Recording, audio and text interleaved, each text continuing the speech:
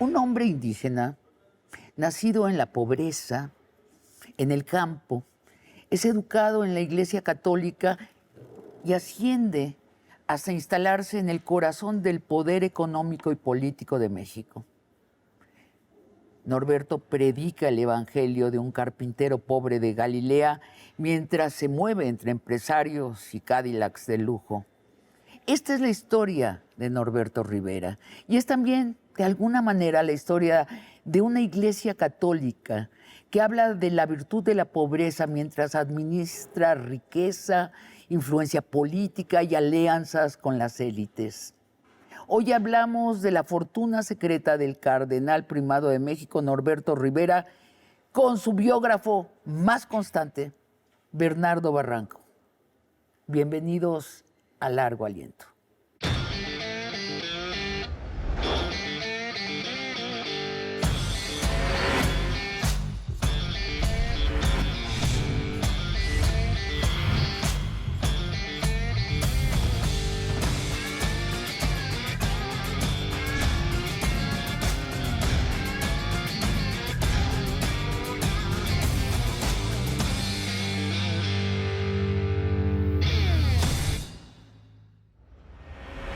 Bernardo, cuéntanos del origen humildísimo de Norberto Rivera. Bueno, Norberto Rivera viene de una región del norte del país, la Purísima, y es de origen indígena, tepehuano. Y bueno, hay muchos testimonios, ¿no? Parece ser que su padre tuvo que irse a Estados Unidos para poder mantener, él no se podía mantener, como muchos digamos, miembros de clase popular entran a la iglesia con la aspiración de ascender socialmente. Tienen educación, tienen comida y eso les permite desarrollarse. Es una escalera social. Es una escalera social. Que durante 3 siglos ha existido en México. Fíjate que no tanto, porque antes quien entraba al clero era la clase alta, era la aristocracia, eran la oligarquía, en Sudamérica eran los terratenientes, ¿no? Como los militares, ¿no? Había una cierta sofisticación, los jesuitas se distinguían por ser miembros de clases altas. Esto se da sobre todo a partir de la Revolución Mexicana. Interesante. Es un hecho que se da sobre todo a partir de la Revolución Mexicana. Y Bernardo, le dan una educación de príncipe de la iglesia. ¿Qué le enseña la iglesia? ¿A dónde lo mandan? Bueno, déjame contarte algunas anécdotas que creo que vale la pena para, digamos, conformar el perfil de nuestro personaje. Sus compañeros se burlaban de él porque no sabía usar la taza del baño.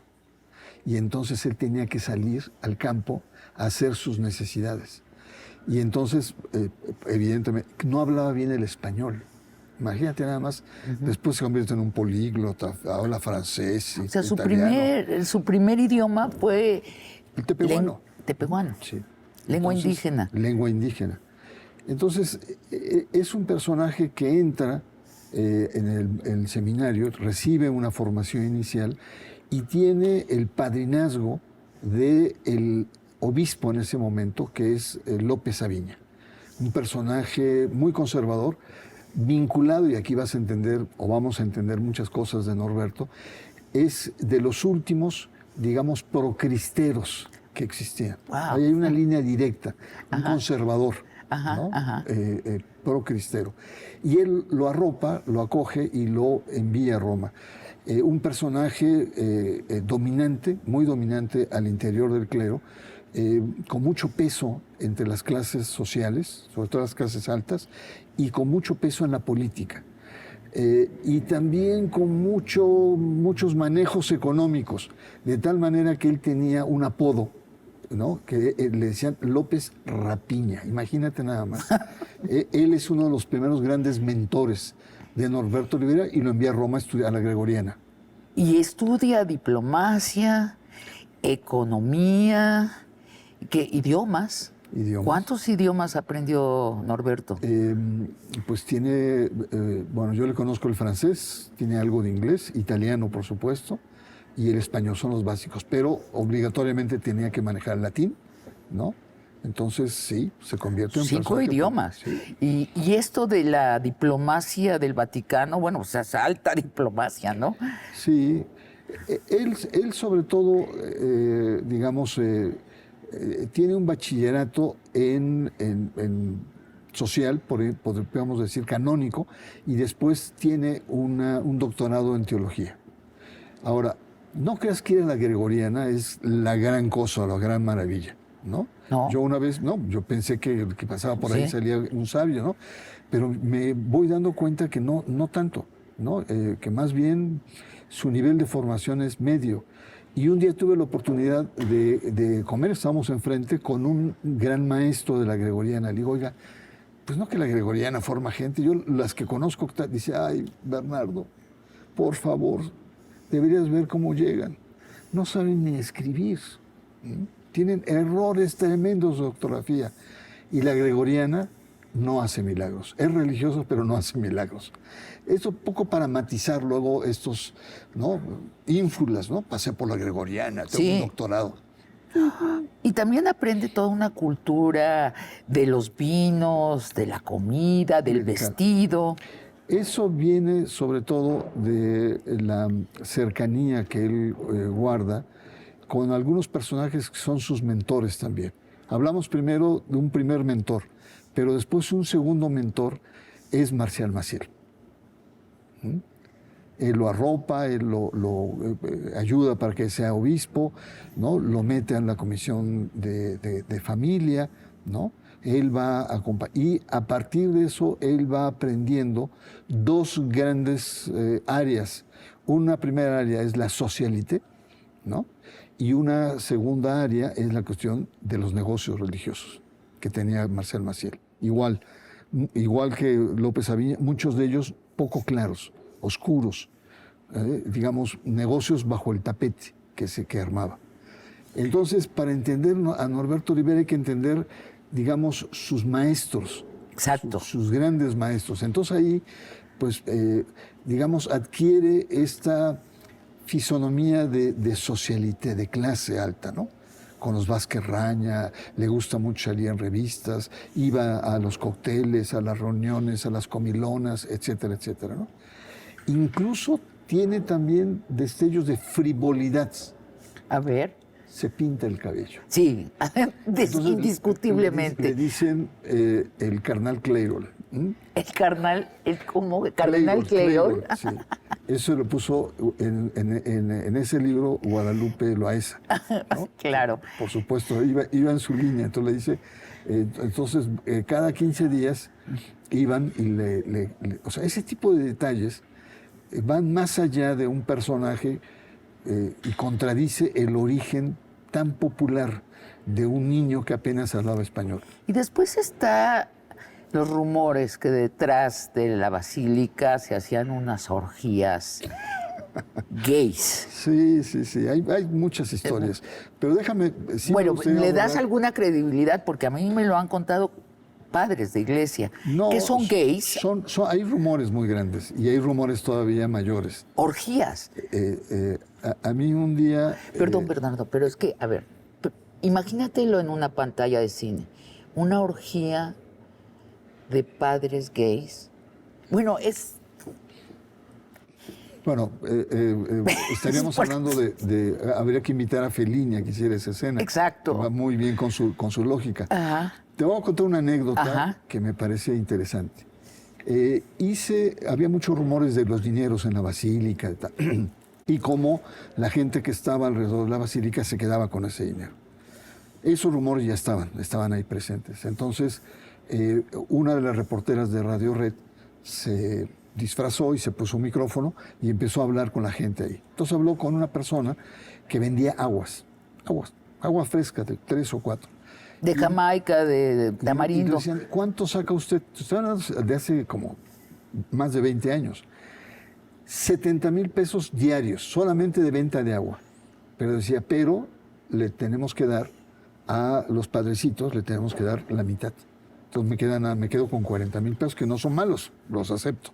Y esta es una perfecta Y era una sola línea, porque había muchas cosas que se vendían. Claro, esta es las aguas frescas son una perfecta introducción para nuestro segundo bloque, en el que ya te voy a preguntar sobre los negocios secretos del cardenal Norberto. Deja terminar rápidamente. Dime. Sale el programa y me habla el cardenal. Ajá. Óigame, señor Barranco, ¿es usted católico? Le digo, sí, señor cardenal, soy católico. Entonces, ¿cómo se atreve a sacar ese tipo de cuestiones? Le digo, mire, señor cardenal, porque soy católica, saqué solamente esto.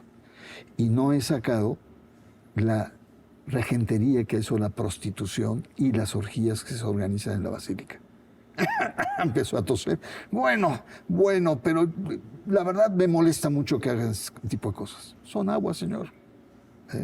Son aguas con el cardenal. Vamos a un corte y volvemos para hablar ya de las fuentes de la riqueza del cardenal Norberto Rivera. Le hicieron a Norberto Rivera hablar de cuáles eran los vinos preferidos que tenía. Y eran vinos de alta calidad. Le gustaba consumir cosas caras. Así es. Es un personaje realmente, yo diría, con cierta perversidad. Yo recuerdo cuando muere Jan González, ahí por el año 2018, él en su sepelio, en cuerpo presente, lo compara con Cristo. ¡Ay, no! A Jan González. ¿Y sabes cuál es la metáfora? ¿Cuál? Porque sabía reproducir los panes. Sabía crear riqueza.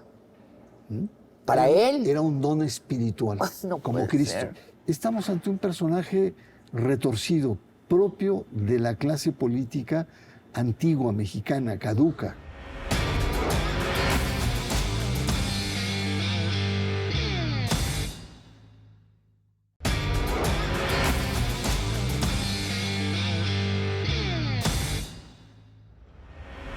Pues vamos a hablar de las fuentes de la riqueza de ese niño pobre que se volvió cardenal multimillonario.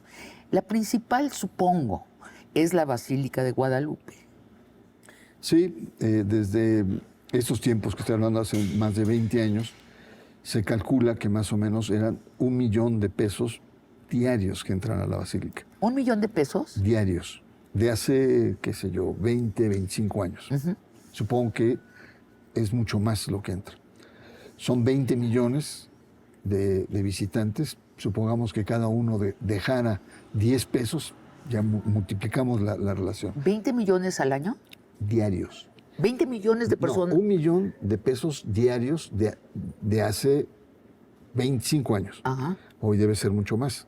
Entonces es una cantidad muy grande de dinero que administra. Entonces el cardenal, con estas dos mentores que ha tenido, López Aviña y Marcial Maciel, y había un tercero que es el político, porque también es muy político, que es el delegado primero y nuncio después, Girolamo Prigione, un personaje también muy vinculado con el poder. Le decían a él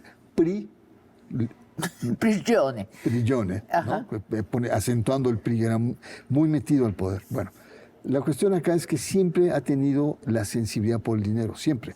Cuando entra a Tehuacán, lo primero que hace es, digamos, que aborda una granja avícola que estaba produciendo mucho dinero y él se la apropia, ¿no? Hay unas religiosas, un donativo, había un padre, le echan la policía al padre, era un ecuatoriano, y le aplican el 33 a ese padre, o sea, violento. O sea, ¿se apropia él como persona moral? Como persona moral, ¿no? Claro, habla en nombre de la iglesia, pero son bienes para él.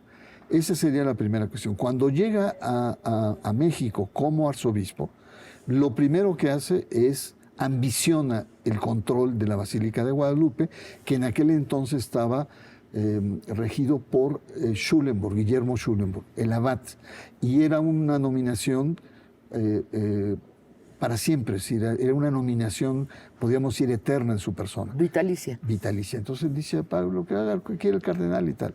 Y le hace una jugada terrible, porque aprovecha debilidades conceptuales, una entrevista con Javier Sicilia sobre la no existencia de Juan Diego y las dudas que tiene de las apariciones.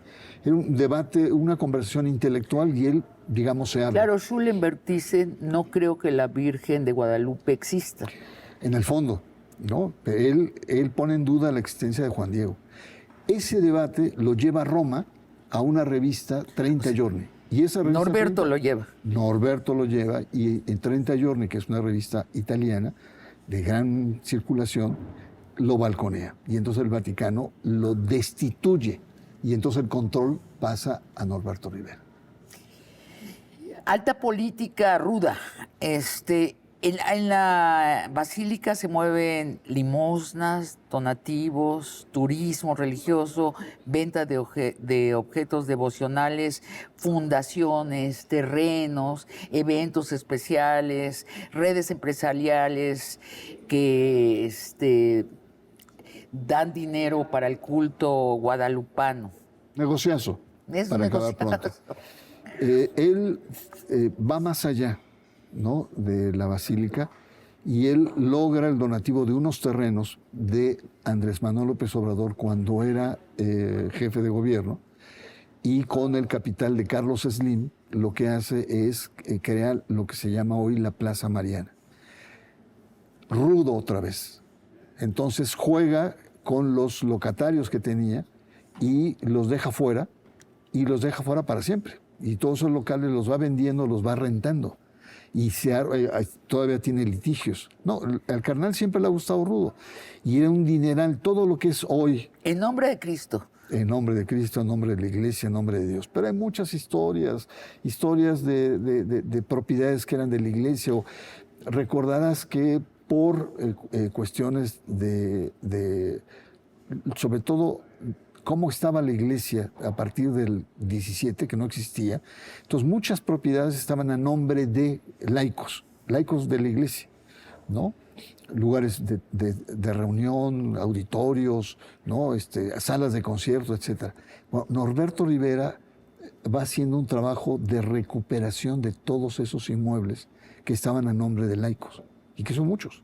Entre ellos había, digamos, lugares donde se hacían obras de teatro, conciertos, etcétera, etcétera. No, hábil. ¿Y lo apropia para la iglesia o lo apropia para él? Ese es el misterio. Ese es el misterio. Que solamente Dios sabe en este momento quién es el propietario. Lo ideal sería que fuera para la iglesia. Bernardo, y hay que decirlo, protegidos siempre por la omertad de la prensa. O sea, el convenio entre la prensa y la iglesia mexicana de no indagar y mucho menos publicitar lo que sucede tras bambalinas. Es lo que se llama el fuero religioso, ¿no? Es decir, el cáncer de la impunidad, ¿no?, que es la otra cara, digamos, facciosa de la corrupción. Entonces, el cardenal es un personaje protegido permanentemente, haga lo que haga, es un personaje protegido. Pero ahí no va la cosa, el cardenal siempre va más allá, hay una especie de voracidad. Insaciable, ¿no? Los recursos. Recordarás la última visita del Papa. Él comercializa de manera grotesca, junto con los legionarios. Recordarás aquella frase de las papas del Papa. Te iba a preguntar, cuéntanos de las papas del Papa. Bueno, pues es una mercadotecnia que utilizó con una empresa, con Sabritas, ¿no? Y lo que hizo fue jugó con los términos del Papa y las papas, sí, ¿no? Y entonces casi como una especie de un festín de hostias que te ponías con cada papa que te comías. Claro, ¿no? Pero estaba en todas las tiendas del país, con las su papas rostro. del Papa, y supongo con el rostro del Papa. Con el rostro, las bolsas. Entonces te comías al Papa en cada papa. Te dabas un hostiazo papal. Un hostiazo, pero supongo que la iglesia sacaba un porcentaje por la marca del Papa. Bueno, hay otro lío. En ese momento, el nuncio Justo Muyor dice, fue un negociazo.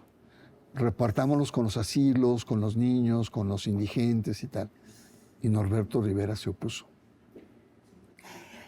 Otro negociazo. Vuelve otra vez hacia adentro. La vez pasada que estuviste en Largo Aliento, el año pasado, nos hablaste de que Norberto le vendió la Virgen de Guadalupe a Biotram. Una empresa norteamericana que era prestanombres de una marca china. Entonces, era el copyright de la Virgen de Guadalupe durante 3 años. $8 millones. 12 millones. 12.5 millones de dólares. Entonces, entraron en pleito felizmente. Y entraron las autoridades diciendo, a ver, no, espérense. No, ¿Qué autoridades? Las autoridades ¿Las mexicanas? Las mexicanas diciendo, hay un término que prohíbe este tipo de cosas. Es como si dijéramos, a ver, el copyright del himno nacional. ¿Mm? O de la cucaracha, la canción de la cucaracha, ¿no? Son factores de dominio público, o el copyright de Zapata, ¿no? Claro. Son O de Frida Kahlo. productos, Frida Kahlo, son productos de dominio público y no se pueden comercializar. Felizmente no se hizo esa operación.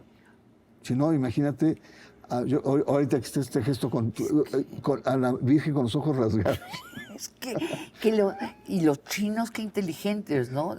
Dice, vamos a hacer figuritas, ceniceros, llaveritos, No, son genios. pero los chinos vendiéndonos de regreso a la Virgen de Guadalupe. Así es.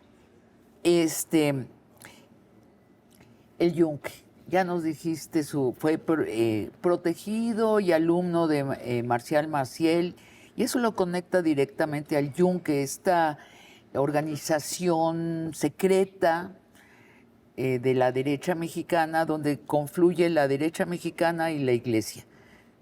Sí, su maestro López Aviña es uno de los vínculos, ¿no? No hay que olvidar que el Yunque es una derivación político-religiosa moderna de los cristeros, ¿no? Y también después evoluciona y entra al franquismo, ¿no? A la dimensión religiosa del franquismo, y hoy está aliada de manera orgánica con Vox. Entonces el carnal es parte de lo que podríamos llamar hoy esta derecha, esta ultraderecha. Siempre jugó eso. Entonces todo lo que era grandísimos debates. Yo te leí incluso un artículo cuando la cuestión de la penetración anal, por ejemplo, ¿no? Y él salió diciendo que no sé qué, y tú te lo pusiste como lazo de cochino, me acuerdo en ese artículo. Pero otro lazo... O sea, discutiendo si la penetración anal es un pecado mayor o un pecado menor. Y dices, no, es una penetración anal, señor. No se complique la vida. Bueno, y otro tema que muestra su conservadurismo es el tema de la mujer. Él dice, la verdadera liberación de las mujeres es que regresen a las casas, Sí, que eduquen bien a los hijos. ¿Cómo no? Que dejen de trabajar porque se distraen en la vida, ¿Sabes? Formen la familia. Bernardo, ¿sabes cuántas, en la última encuesta que se hizo, cuántas mujeres menores de 50 años dicen que son solteras y que planean ser solteras el resto de su vida? No, En México, ¿eh? ¿Cuántas? 43%. Mira, nada más. Y en el mundo es casi el 50%. Algo no está funcionando para las mujeres en el sistema patriarcal y en sus instituciones como el matrimonio o la procreación de niños en este sistema. Las mujeres nos estamos saliendo del patriarcado. Ahí sigue el patriarcado, pero las mujeres estamos saliéndonos de él. Y en este contexto, estas palabras suenan... Pues, ¿quién las hace caso? Una gran minoría, una muy pequeña minoría atiende esas recomendaciones de la Iglesia Católica de hoy. Sí, pero recuerda que hay un creciente incidencia de una cultura de ultraderecha que está creciendo en todo el mundo, que está creciendo en términos políticos, pero en términos políticos está bajando y está tratando de incidir en la cultura. Sí, absolutamente. Entonces hay que estar muy atentos a esos fenómenos culturales. ¿Quiénes formaban y forman parte de su círculo de poder? ¿Quiénes de la élite económica mexicana? Bueno, pues son los sectores más adinerados.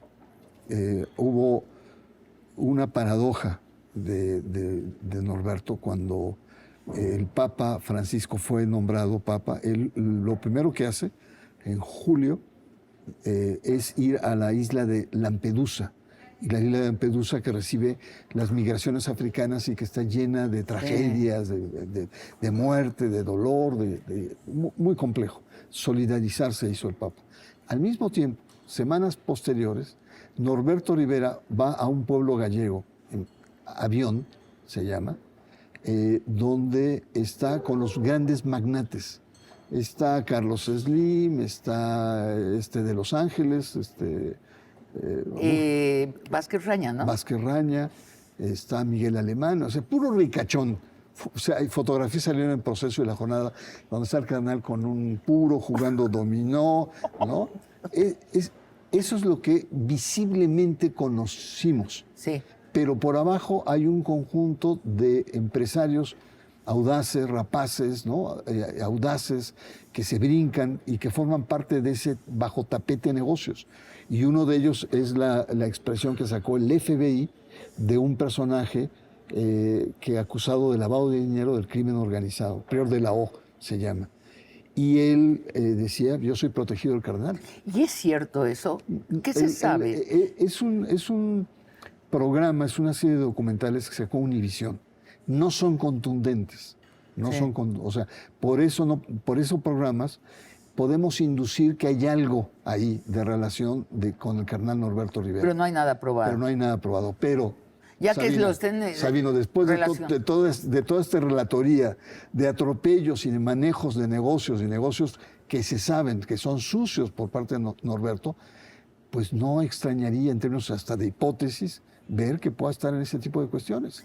Tú narras, tú fuiste nuestro enviado en el Vaticano, de la prensa mexicana, y narras de una reunión de los cardenales del mundo, en donde el único que llega en jet privado es Norberto. Sí, de Vázquez Raña, ¿no?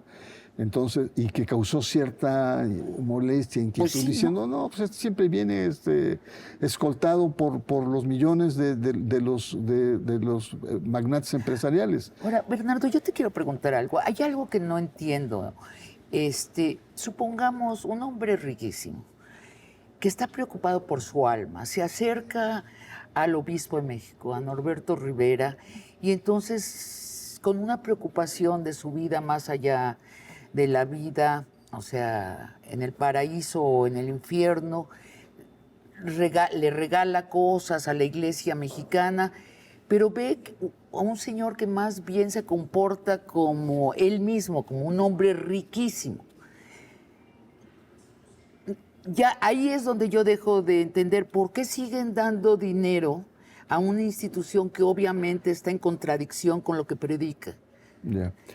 Bueno, ahí hay una enorme contradicción que también habla de la fe y la inseguridad de los creyentes, sobre todo los ricos, que muchos de ellos han hecho sus riquezas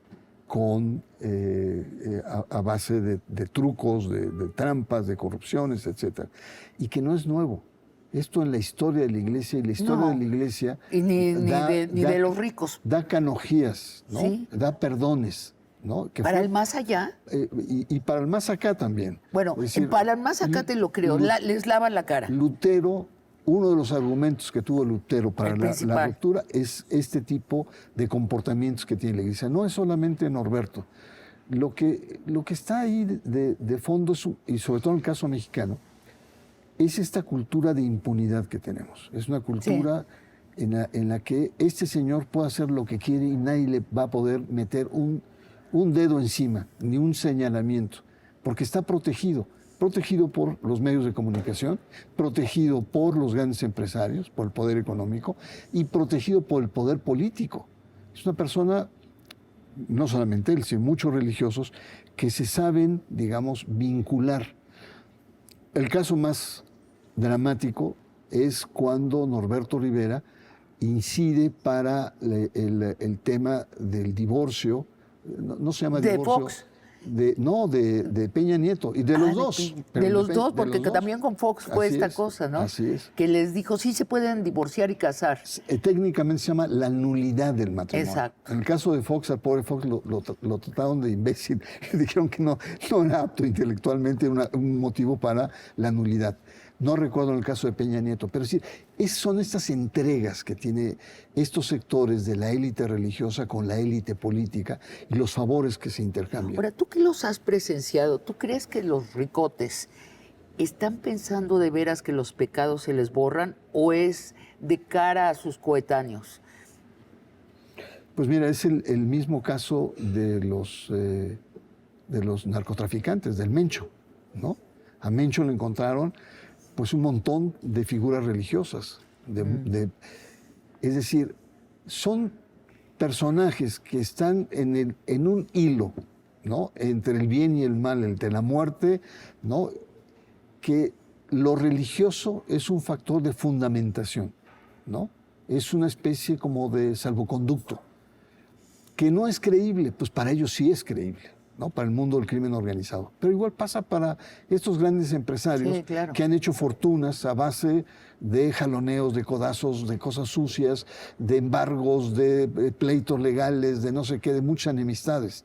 Y los religiosos lo utilizan como una especie de actitud purificadora. Una. Dos, imagen. Ah, soy bueno. La imagen, sí, sí. ¿No? Yo le doy a las hermanitas y le doy esto y lo otro porque soy bueno. Bueno, esto es bien antiguo. El Tartufo de Molière, su obra más relevante, trata de eso, ¿no? Exactamente. De un ricote que le va cediendo su fortuna a un hombre de la iglesia, pero sí pensando que se está purificando, y lo que está haciendo el padre de la iglesia es realmente robándole, y hasta le roba a la esposa, ¿no?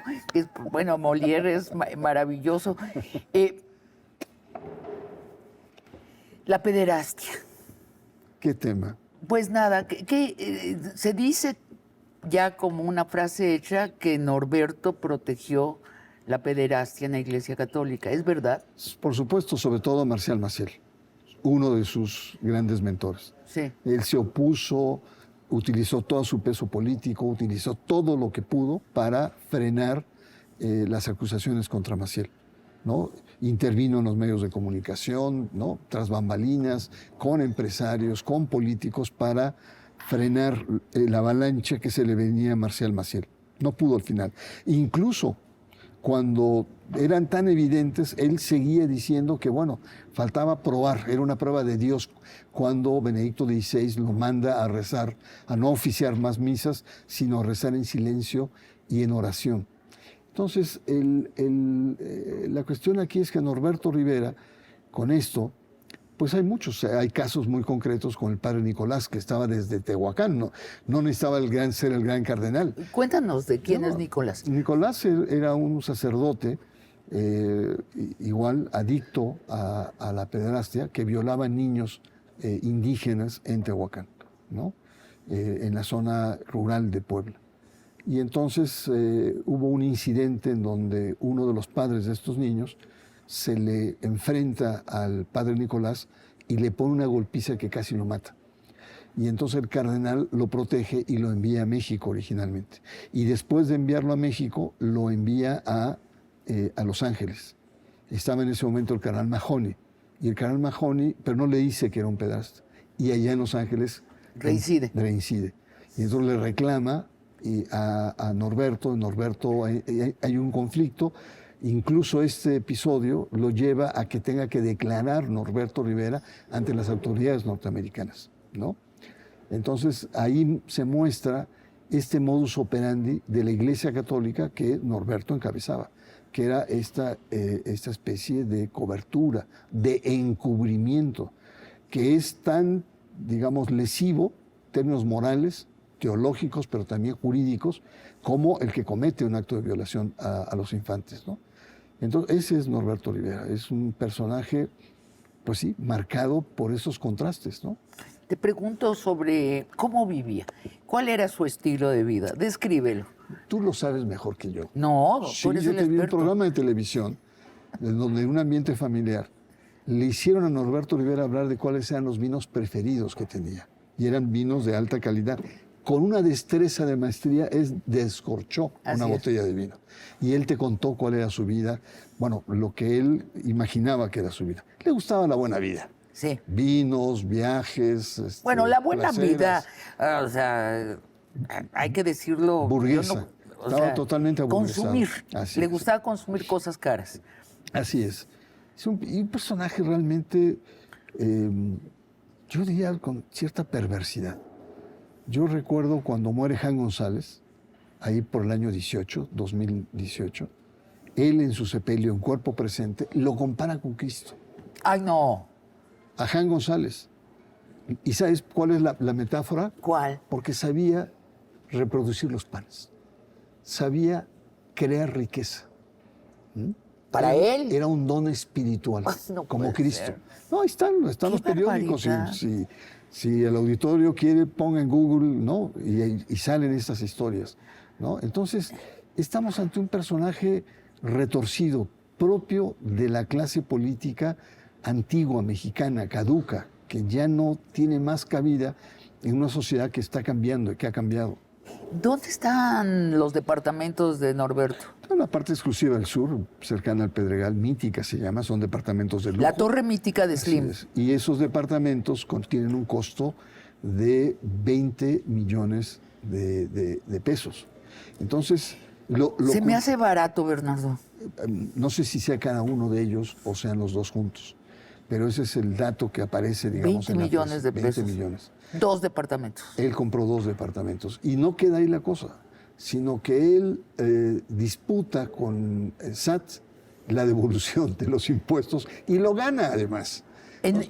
¿Aduciendo qué? Pues, aduciendo que no sé si es por su fuero religioso o por argucias legales, pero le gana y le devuelven ese dinero. Ajá, ajá. Entonces es un tipo que además de ser avaricioso, ¿no? De ser ambicioso, es avaricioso. Por ejemplo, él estuvo muy enfermo, estuvo cerca de 3 semanas en esta pandemia del COVID, ¿no? Y entonces él quería que la iglesia le pagara el hospital. Entonces la iglesia dice, pues como a todos. Entonces hay un convenio, hay un seguro general y es un convenio con hospitales militares. Ah, no, él no quería eso. Él quería decir a Los Ángeles de los Vázquez Raña. ¿Por qué no le dijo a su amigo Vázquez Raña? Porque le iba a cobrar Vázquez Raña, seguramente. Vázquez Raña no le hubiera hecho un regalo a este hombre santo. Pues no hubiera tenido este nivel de discusión por tampoco para lo que tiene Norberto Rivera. Ahí estoy empezando a desconfiar de estos hombres avaros. Pero date cuenta esos niveles, sí. La calidad humana, la pasta humana que trae. Y es una pasta humana.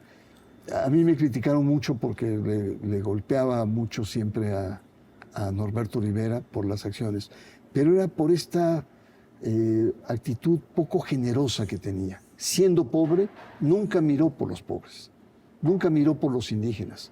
Alberto Atié, cuando se iba a canonizar Juan Diego, dijo que, por favor, hiciera un centro de estudio sobre el tema de los indígenas, realzar las 70 lenguas indígenas que hay en México. Y él se rió, ¿no? Dijo, no, absolutamente nada.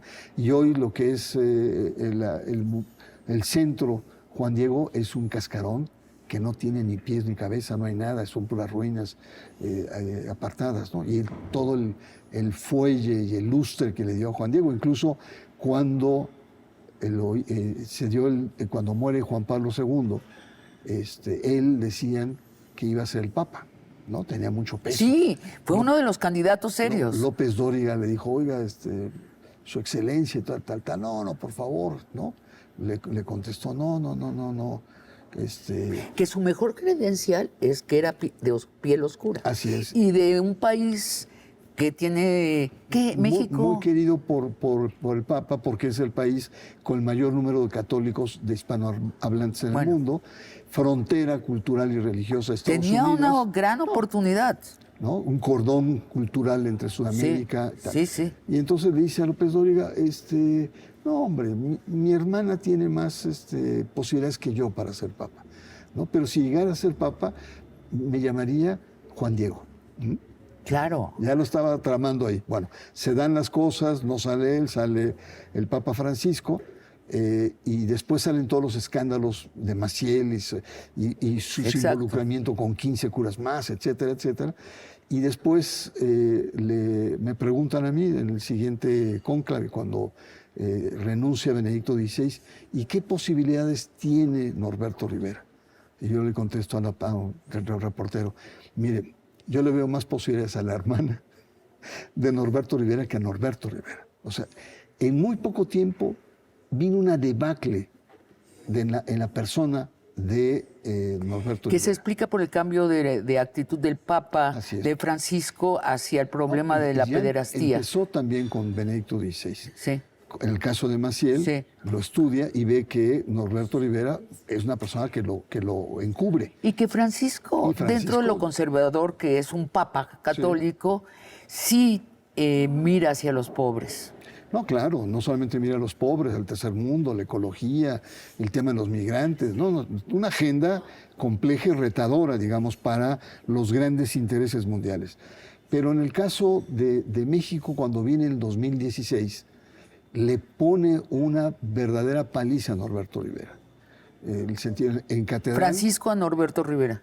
En catedral nunca dice nombres, no es propio en la iglesia, pero sí habla de que no pertenecen a clubs, Club de Roma. Y todo el mundo entiende que Claro. está hablando de él. Que no se suban a los carros de los faraones, A los Cadillacs. que tengan mansedumbre con la gente pobre, que vean toda la exquisitez de la primera evangelización centrada en la bóveda de la catedral, ¿no? Que sean sensibles a las necesidades de la gente. ¿Qué distancia temporal hay entre ese discurso de Francisco en la Catedral Mexicana y el adiós de Norberto del puesto? Mira, llega la visita del Papa es febrero de 2016. Norberto Rivera, por 75 años según el derecho canónico, presenta su renuncia en junio del 2017, poquito más de un año. O sea, a los 75 años, Sí, bueno. todo obispo, todo clérigo tiene que presentar su renuncia. ¿No? Y el Papa, en el caso de los cardenales y de los obispos, decide cuándo le acepta o no la renuncia. Ha habido casos en Ecuador, un papel muy importante del cardenal ecuatoriano, y duró 10 años hasta que le aceptaron su renuncia. Lo renunciaron a los 85. Tiempo de la iglesia, ¿no? Que todo tarda muchísimo. Puede ser. Pero acá no fue el caso. Acá presenta en junio y en diciembre Francisco le dice chao, chao. Adiós, gracias por la renuncia, bye. Vámonos, ¿no?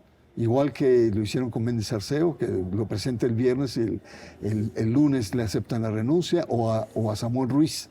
Tuvo ese trato también, ¿no? Que es humillante para un clérigo de las ínfulas de un cardenal. Entonces, yo creo que también hay karmas que se pagan, ¿no? Y para él debió haber sido un golpe muy duro.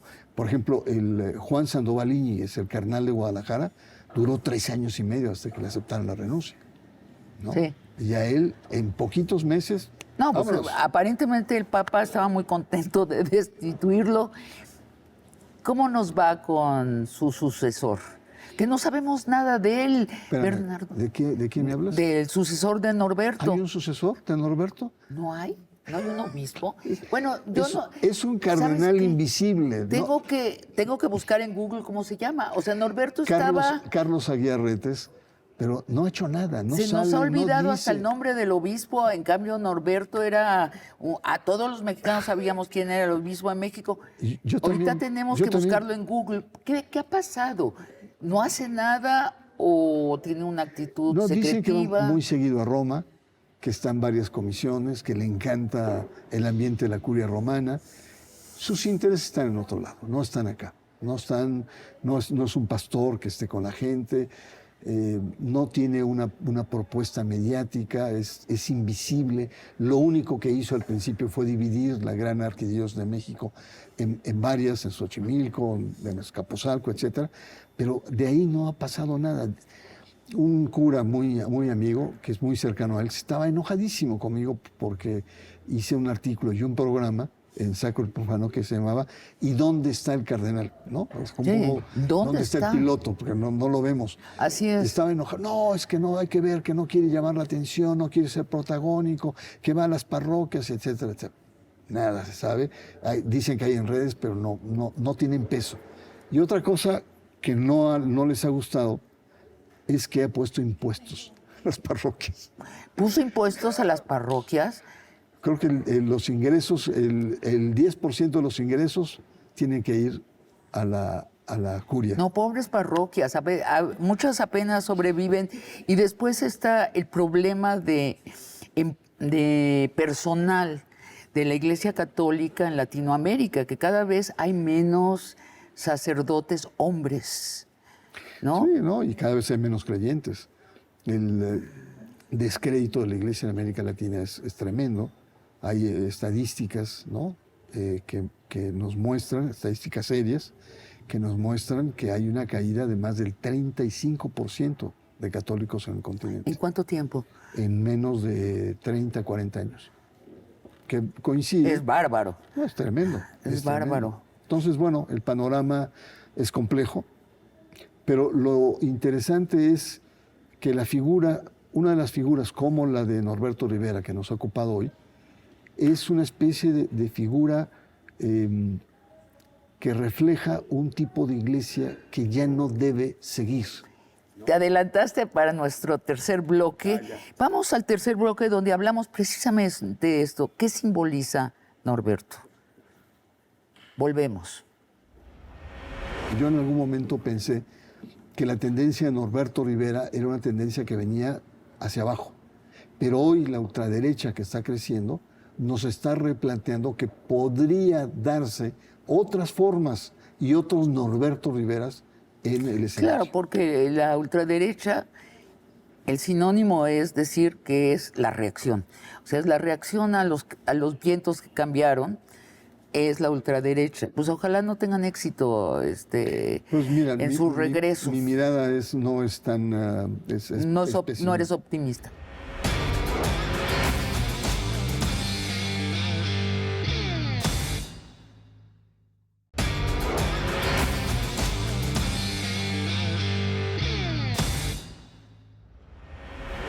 Bernardo, hay un despliegue de pequeños documentales sobre Norberto Rivera últimamente en las redes en contra. ¿Quién está haciendo esto? No sé exactamente, pero tengo que dejar claro que yo no soy. No eres tú. Por supuesto que no soy yo. Que seguramente Algunos han de pensar, Norberto debe de pensar que tú. Porque es mi villano favorito. Pero no. podría ser el Vaticano. Hay muchas. Porque este Vaticano es contrario al que representó Norberto. Y hay una cierta continuidad con Francisco. ¿Quién crees que sea? No sé, la verdad, no tengo mucha idea, pero me da la impresión que es más una cuestión política que religiosa y que usan lo religioso para desprestigiar al cardenal. No hay que olvidar que el cardenal usa guardia y usa guardia armada. No recuerdo exactamente, creo que fue en 2021, antes de la pandemia, cuando fue asaltado el cardenal su casa ahí en Florida. ¿Recordarse un caso? Los criminales ya no respetan nada. Entonces los criminales entraron supuestamente para asaltarlo y su guardia salió, disparó, ¿no? Uno de los guardias de Norberto murió, ¿no? E hirió a otro y quedó en el misterio. No sabemos exactamente cuál fue el motivo, el asalto o cuestiones políticas. Lo que puede ser es que Norberto, que ha estado metido en tantas cosas truculentas, puede ser, como hipótesis, de que haya una venganza política, porque no puede ser. Norberto Rivera ya es un religioso retirado, ya no tiene el peso que tenía antes. Tiene 85 años. O hay una propiedad en disputa. Hay algo ahí que está. Puede ser también que sea un rejuego de poder en el Vaticano. Sí, ¿no? claro. Porque hay que recordar que Norberto Rivera forma parte de un grupo mayor que está en contra del Papa, ahora del Papa León XIV. ¿Qué es el Club de Roma? Bueno, el Club de Roma era mexicano y desapareció con Pellón y con él. Pero hay un grupo que está en contra del actual Papa. Y que pega muy duro a nivel de redes. Bernardo, la gran contradicción de Norberto Rivera fue representar a una religión fundada sobre un carpintero pobre de Galilea, mientras habitaba en el corazón del poder económico, político, mexicano. O sea, predicaba una doctrina de la humildad y ejercía una vida perfectamente contraria a ella. Totalmente.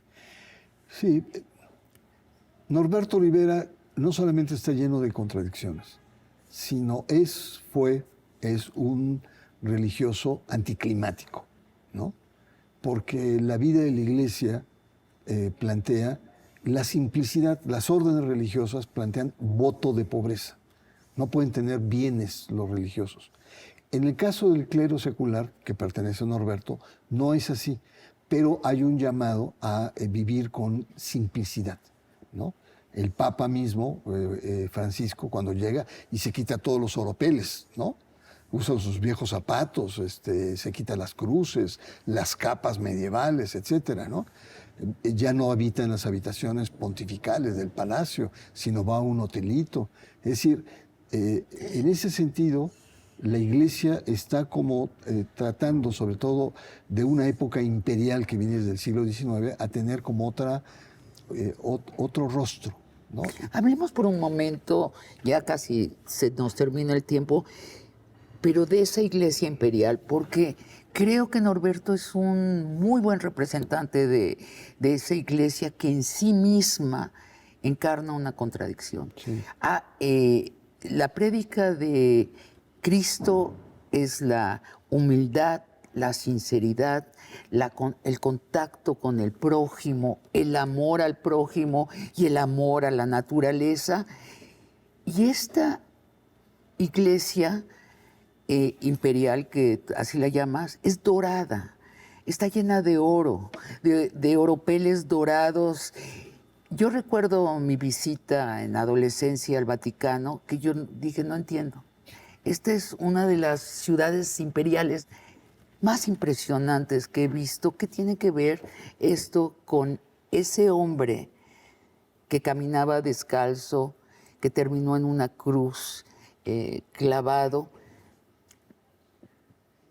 No lo entiendo, Bernardo. Bueno, pues, digamos, sería tema para no uno, sino varios programas, pero lo que te puedo decir es que hay una enorme contradicción, ¿no? Que la Iglesia la ha vivido de siempre, y este vínculo del poder. La Iglesia se hizo poder.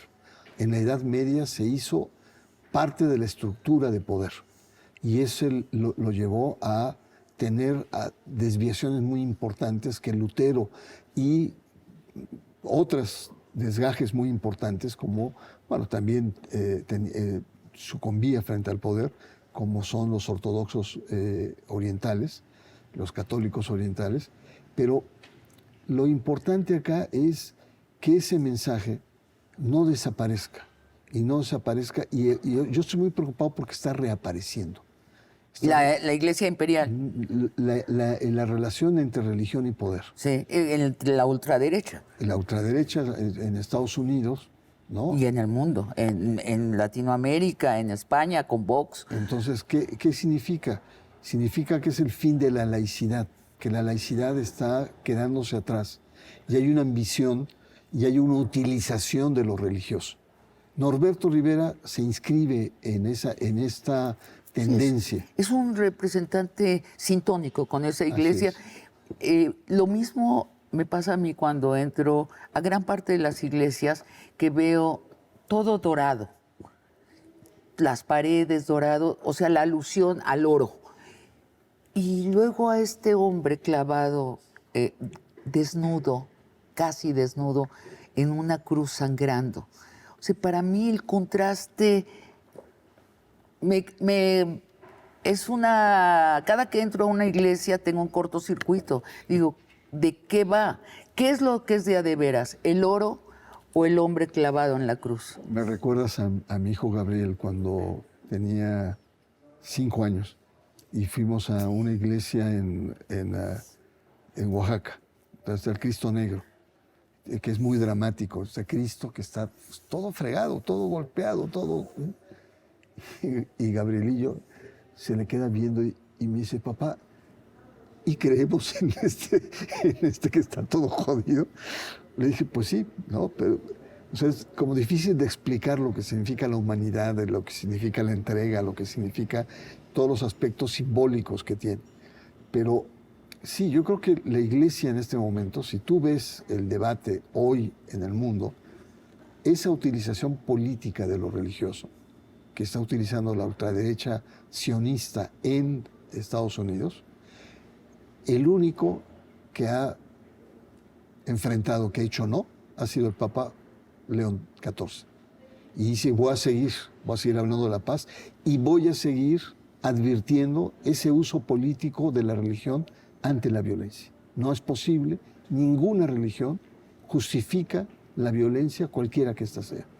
Entonces sí creo que estamos viviendo momentos en donde yo en algún momento pensé que la tendencia de Norberto Rivera era una tendencia que venía hacia abajo.